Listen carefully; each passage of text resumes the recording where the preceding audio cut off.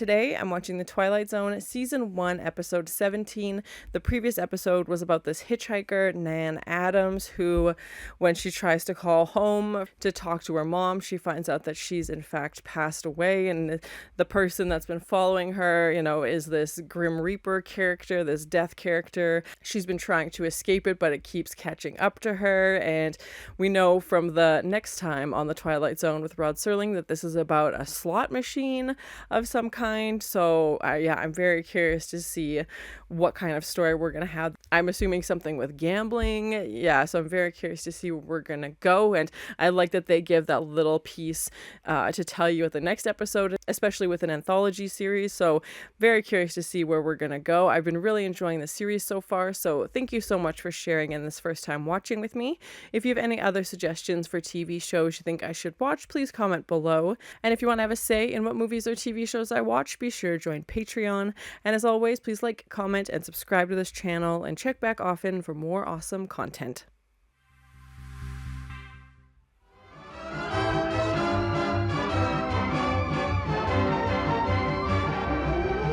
Oh, I was gonna say, is this Las Vegas? Yeah, there we saw. I like the lights and all the the signs coming up. So cool. Picture of you and Mr. Gibbs for your hometown paper.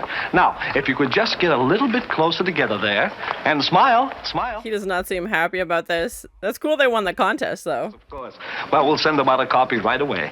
Now, enjoy yourselves, folks. And remember, you have unlimited credit. Oh my God. That's a big prize. This guy does not seem that interested, though. He's like, go away. Virus can produce a most inoperative, deadly, life-shattering affliction known as the fever.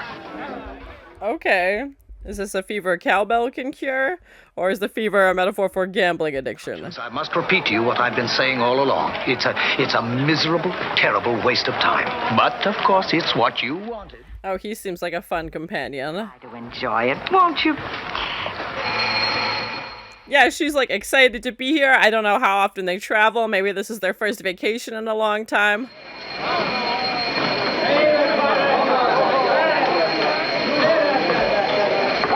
They just bring over this basket of money. And yeah, they have unlimited tokens, which is like, that's insane. She won $1,000. He's like, wait a minute. Maybe I could win. That's how they get you. What do you think you're doing? Well, it's only a nickel machine. Only a nickel machine. Oh my gosh. She's like, it's my vacation. I want to have some fun and like try my luck. But now you're spending money. And not even spending it, Flora. You're just throwing it away. Oh my God, this guy sucks. Let her have a little bit of fun. She looks so nervous. Franklin, the nickel's already in. Why do I feel like he's gonna turn into like this huge gambling addict because he's so against it, but as soon as he sees her do it. I'm not very lucky, am I? I'm going back to the room, Flora. Not with Eeyore for a husband. My God. Cheese and rights. She wants one turn. Like. The little woman, you know. Well, lots of luck, and I'll see you later, huh? Bye now. I'm coming, honey. All right. What a weird. She's like, you just scolded me for putting a nickel in, and now you're playing.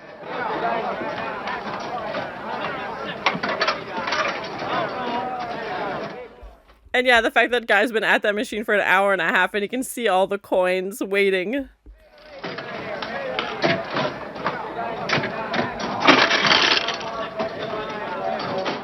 Yep, he's gonna be hooked now. Oh my gosh. She's like just excited, but he's like, no, he's gonna become obsessed with it. Like, take it way too far. Well, come on, dear. I want to shave before dinner.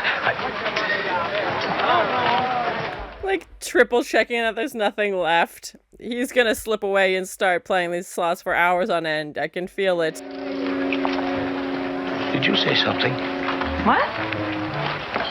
Did you call my name? Yeah, that slot machine made a weird sound. Did it literally say his name?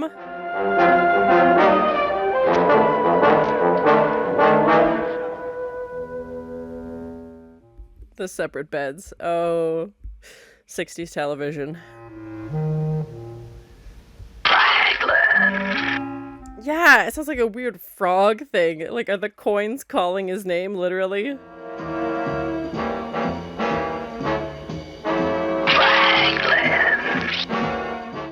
The coin's growing and growing, and I love the close-up cutting from, like, the shadows on his eyes to the coins. Machine, Flora. And get rid of it. Oh, Franklin, do you really think that... Of course. He's like, I need an excuse to get out of here. I gotta go use these coins. It's like, oh, just put them back into the machine. So we can keep playing, obviously. Tainted money smelling up our pockets. I'm going back in there, and I'm just going to get rid of it. Yeah, right. He's gonna be gone for hours. Just get rid of it. It's terribly late. I know it's late, Flora. He's like, I just need to win. I just need to win again. And he's gonna put all these coins back in. Yeah.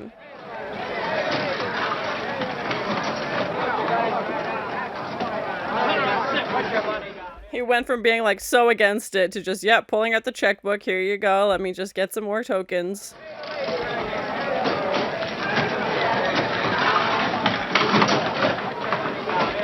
This one feels more sad. Like, I'm curious to see what, like, the supernatural or, like, sci-fi element is. Don't you think you ought to stop now? How can I stop? I've lost a great deal of money. You said it yourself. And now he's like, I have to win it back. Yeah, I have to keep playing to win it back. Aww. Miserable luck. Now, please, go away and leave me alone. Please, people are listening. The devil with people. Oh my god, this guy. I'm concerned with this. All he cares about is winning his money now. Human. The way it lets you win a little and then takes it all back. Yeah, that's why gambling, usually you don't win. Like, You win and then...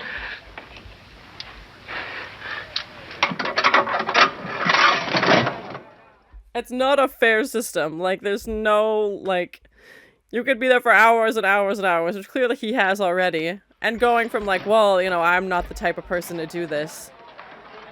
He's just so convinced that his luck will change. Oh my gosh.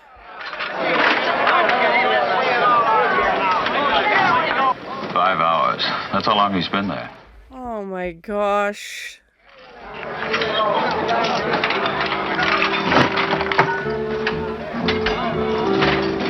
And at this point, even if he wins the jackpot of $1,000, has he put $1,000 into it? Like, is he just getting back what he lost?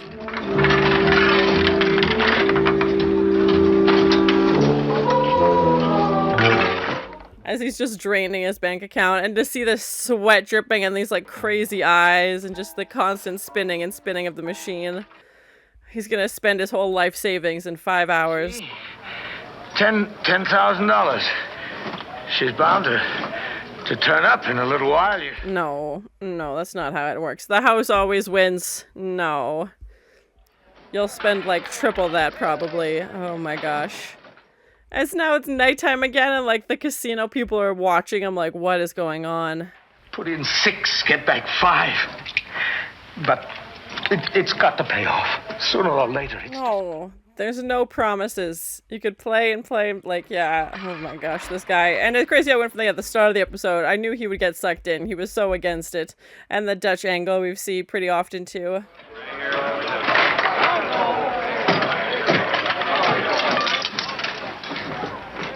Is this his last one? Oh gosh, this guy.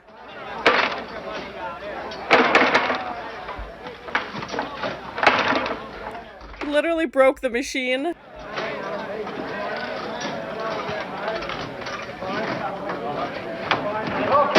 Oh my god. Oh my god, this guy has lost it. Going from being so like morally, you know, I would never, to being escorted out over $1. That monster! They lost me $1! I want my $1! It's a sad episode. Oh gosh. And now the next person who plays is probably gonna win the whole thing. Because that's how it works. Oh, out of order. It's an entity. It's a thing with a mind and a will of its own. Okay, this guy has lost it. He needs to go outside. No, buddy. It stole my last silver dollar and broke down. Franklin. And he's hearing it again. Yeah. It sounds like a frog, but also could be like the metal sound. Definitely saying his name.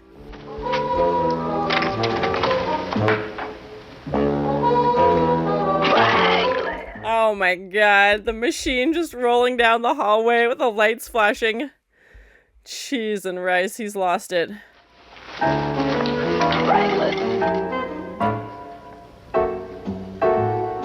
Franklin. Just looming over his shoulder. Yeah, obviously he's the only one who can see it. Yeah.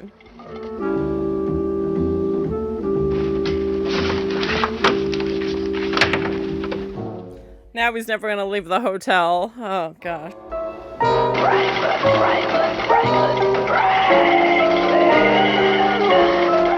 It's so creepy, and I love that it's just like a practical effect. Somebody's obviously just pushing it or like moving it along on wheels. Franklin. Oh, he's getting close to the window. Oh no. Oh my gosh. Oh, cheese and rice. Literally just fell out the window because he thought the machine was chasing him. Poor Flora. There's a stretcher coming. Be here in a couple of minutes. All right, everybody. Let's get back to bed. Show's over. 24 hours. That's nuts. This poor guy.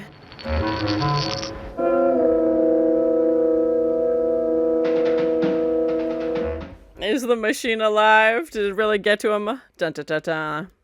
So it was my first time watching The Twilight Zone, season 1, episode 17. It wasn't my favorite episode. I still enjoyed it, but I think compared to some other episodes, we had some stronger stories. I just felt bad. Like, I just felt sad for this person who, you know, obviously Franklin comes in. He is so against gambling. He is scolding Flora for even like, how could you even think about wasting a nickel? Like, this is such a bad idea. And I had a feeling that because he was so strongly against gambling, that he was gonna, you know, fall victim to it. And of course that's exactly what we see happen. Flora just wanted to have fun. You know, she probably just wanted to spend like $1 or $2 on this nickel machine and then, you know, move on as they'd won this vacation. And I definitely get the impression they didn't go on vacations a lot, and he made it seem like, well, we're only here because everything's free, basically. Like, we wouldn't have done this otherwise. He's probably someone who counts every penny, you know, very diligent with their money, and then just to see that, how quickly that can fall apart. Yeah, again, I just felt sad for him. Like, we did have a little bit of a sci-fi element with this machine, you know, coming to life and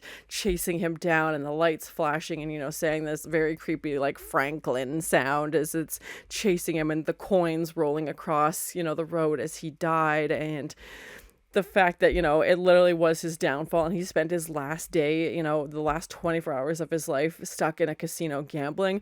It does not seem like something that his character would have done. You know, like, this was obviously the first time he's ever acted this way. And again, I felt so bad for Flora as well, just to see her husband, you know, the whole night he's on this floor, you know, coin after coin after coin, cashing in checks. Like, I feel like he emptied their entire bank account, and is just so convinced. He's like, well, if I keep putting money in, it'll have to give me money back. And I feel like that's the thought process for a lot of people who get sucked into this, and a lot of people who struggle with this, because, like, oh, well, logically, but unfortunately logic doesn't exist in this place. And to have this casino set isn't something we've seen a ton of before, and the bright lights and, you know, the flashiness of Vegas, and even though it's in black and white, I still got that feeling. You know, a lot of the episode obviously takes place on the casino floor, and, you know, to have that different set and to see the people around them and their response when he starts yelling at her, and even the, like, casino owner, manager, whatever it is like, yeah, like, I've seen people, you know,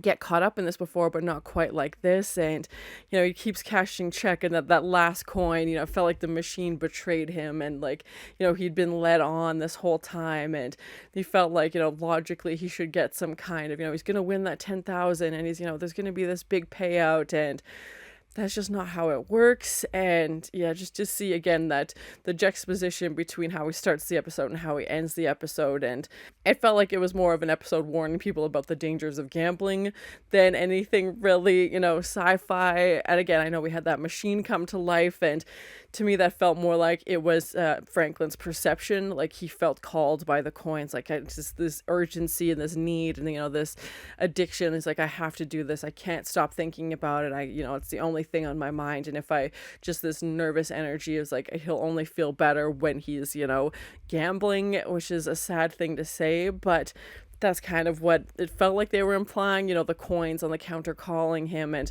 some cool practical effects. Obviously, you could just have people add coins and then cut back to that, and even the cart rolling, it was on wheels, so you could just have someone, push it or maybe pull it along with some like string or something like that. But still cool that we had that aspect of it, and I think, again, it showed more his mental state, that he felt like this machine was following him. He felt like it was calling his name, and how strongly he felt like he had to do this, and it didn't really feel like an option. It didn't feel like he could stop. And as soon as he starts backing up towards the window, I was very worried that he was going to fall through it, and that's exactly what happened. And great performances again. Like I said, not my favorite episode, but still the performances are always so strong. I fully believed that this guy, the start of the episode, he was that, tight-laced guy. I'm not going to spend a dime that I don't have to. And at the end, it was, coin after coin after coin, and just the sweat and kind of like that unblinking stare, like he was in a trance. And Flora crying at the end, like that felt so real. I don't know what it was about that, but it's just like, it got me. Like, it felt so genuine, and I was like, oh my gosh, like she really, and then he wasn't even really that nice to her. He's probably treated her poorly most of their relationship. Like, he was the one being like, how dare you, you're bad luck, get away from me. I don't need somebody over my shoulder nagging at, like, not being the nicest person. And she still sticks with him. She's still, sitting there making sure he's okay as he continues to drain the bank account. And he's the same guy who scolded her for wanting to play the nickel machine because she was excited about being on vacation, and his last moments on Earth were spent, draining their entire bank account, probably because he was convinced this machine was calling him. So I like the way that they had, we had our Dutch angles, which we've seen in a few episodes as well, and the close-ups between his eyes, and even the machine looking like it had a face with the glowing mouth almost at the bottom where the slot was, where the coins came out, and then, the circle that they had at the top of the machine definitely looked like it was supposed to be this face, calling his name, taunting him. So that was definitely creepy. But yeah, overall, I just felt sad for the guy, that he was clearly so addicted to this, and